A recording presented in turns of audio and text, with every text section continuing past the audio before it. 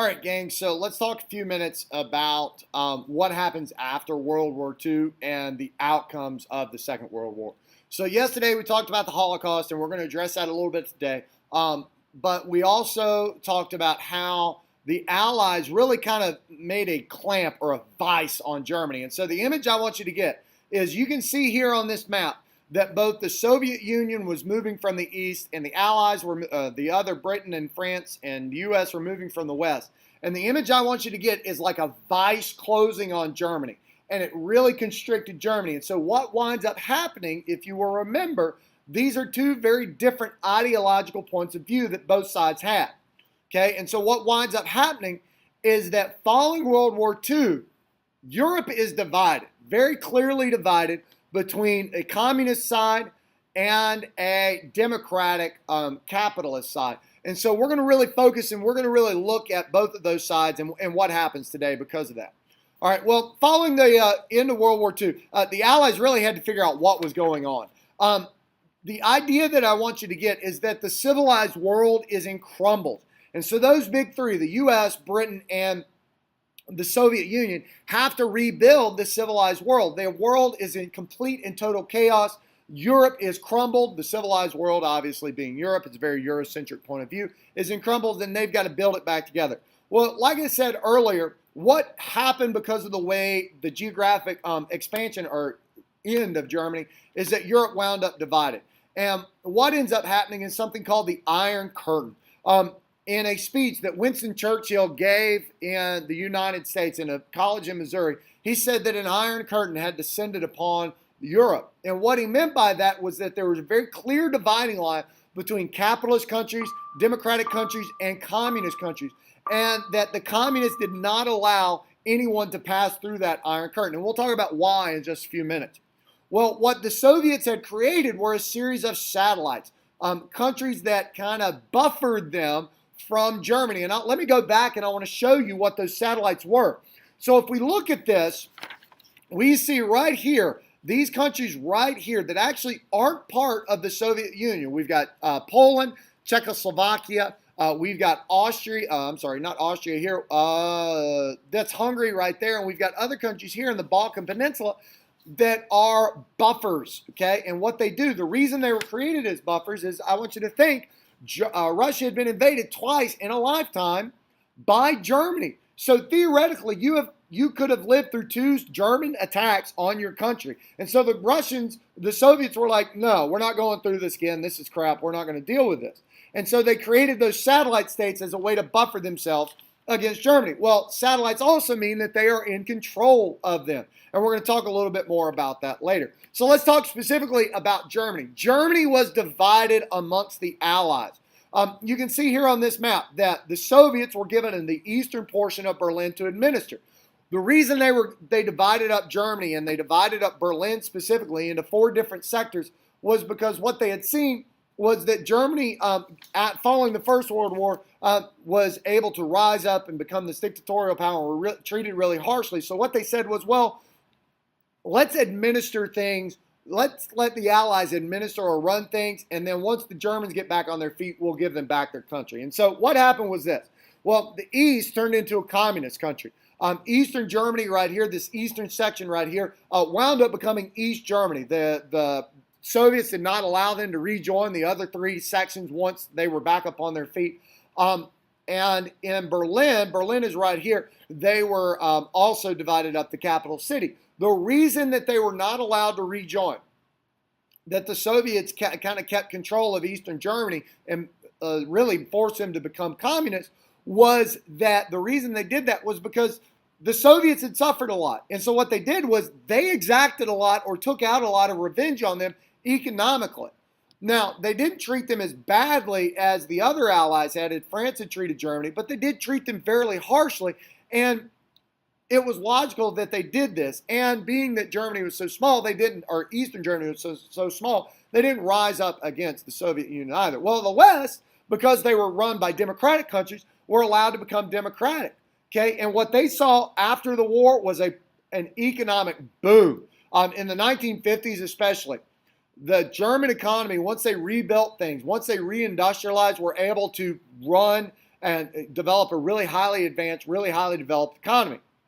Well, the other thing that they had to do was, as they realized the horrors of the Holocaust, the Allies also began to put the Nazi leaders on trial. And what they did was they put them on trial in Nuremberg. And we talked about Nuremberg today and what the Nuremberg laws were today in class. Well, the Nazi war crime trials took place in Nuremberg. And what they did was they put the Nazi leaders on trial for all the atrocities for the Holocaust. And it held them accountable for that. Well, let's look at Europe as a whole. Europe as a whole, for the second time in a lifetime, was economically devastated. And George Marshall was a leader in the United States. And what he did was George Marshall came up with a plan. He was an American general.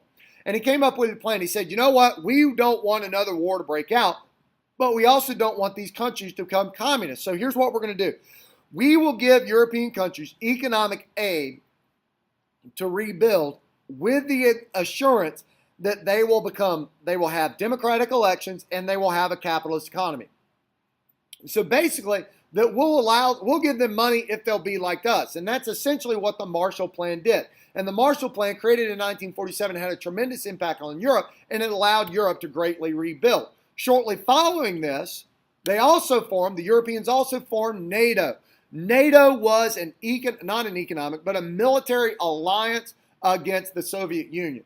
In reality, NATO, the North Atlantic Treaty Organization, was an organization that was built around defending Europe against the communists.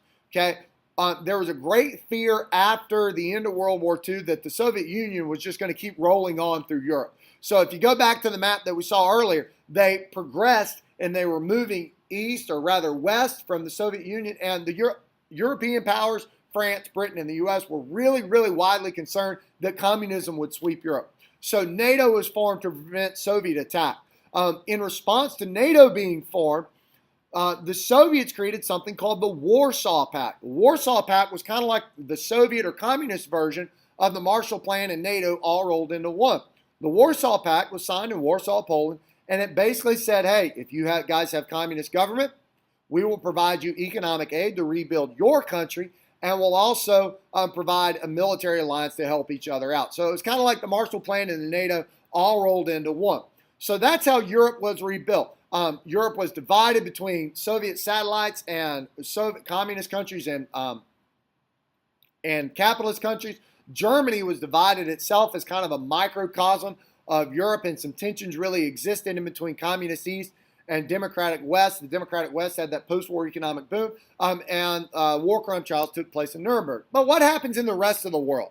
So we see here the Warsaw Pact countries are all here in red, and the green are the NATO countries. Notice that 3 countries on continental Europe and Spain are not part of that. That's because they want to be left out of things and neutral. So how did we rebuild the world? Well, Japan, what happens is that Douglas MacArthur, the guy that led the Pacific Island hopping campaign, the guy that led the U.S. attack in the Pacific, what he has given is he has given control essentially of Japan. And what they do is he has been able to become the administrator in Japan. And so what he does is he really reorganizes Japan and models it under the United States. And what Japan adopts is they adopt democracy. They adopt a parliamentary form of government, and they adopt capitalism, a free market economy. And what happens is their economy begins to boom, as we'll talk about in just a second.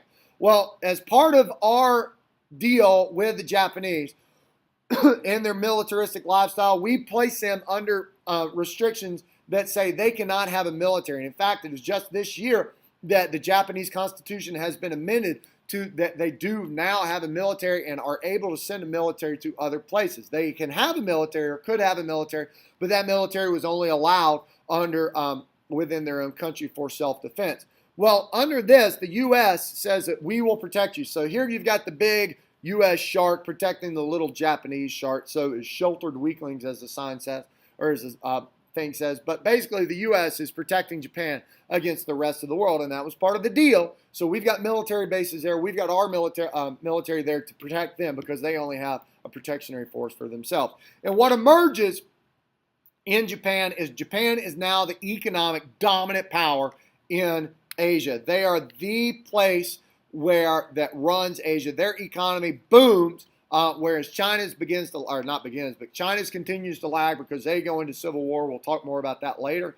And Korea goes through their own conflict, and Taiwan's not really a country at this point, and Japan becomes the dominant economic power in Asia. So what happens in the rest of the world?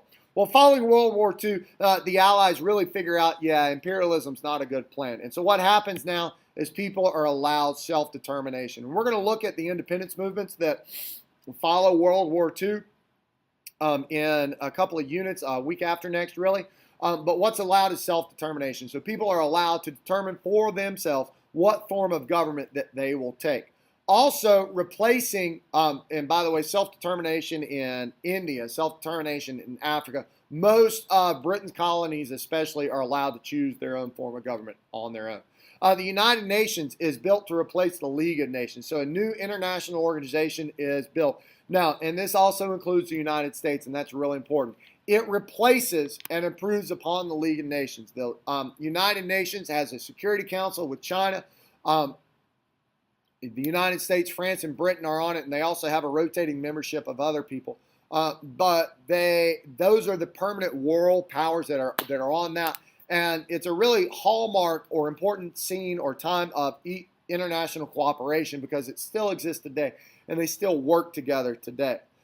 Well, that's all about the cooperation. What eventually happens, though, is the world breaks down after World War II in two sides. Okay, and what essentially happens is that in the world, you have to pick what side are you going to be on. We have two major superpowers, or big, strong powers in the international market, okay, in the international world. On one side, you've got the Soviet Union, and Soviet Union obviously supports communism, and they want things to be run according to Leninistic and Stalinistic communism. They believe their method is the best way. They're very leery of the United States and their push for capitalism, and not necessarily democracy, because the United States supports a lot of dictators that are not democratic but are more friendly to them. And the United States tries to push American capitalism on the rest of the world as well. Again, not necessarily dictatorships, or I'm sorry, not necessarily democracy, but capitalism. Both sides are very worried that the other is going to attack them. Both sides have a nuclear weapon, and so both sides are really tense and are really worried about the other side attacking them, and tensions in the world grow really great. And so essentially what happens, especially with all these new countries being formed, is that you are forced to pick sides in the world. And there are some that try to go a different path, and we'll talk about India and their non-alignment later. But the world is divided into two superpowers, Soviet communism on one side and American capitalism on the other following World War II. And that's going to lead us to when we talk about the Cold War next week. All right, well, I hope you guys have a great evening. I'll talk to you later. Bye.